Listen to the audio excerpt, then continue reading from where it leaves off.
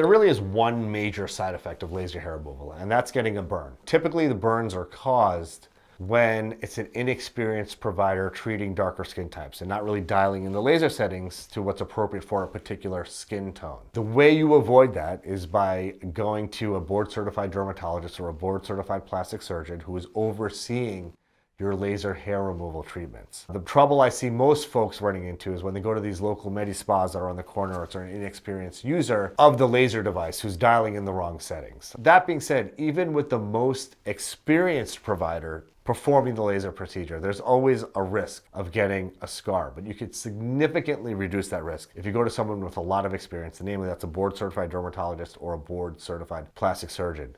In the unfortunate event that you may get a burn, if it's a board-certified dermatologist or a board-certified plastic surgeon who's treating you, they'll know what to do to get your skin right so there's no permanent scarring from that burn.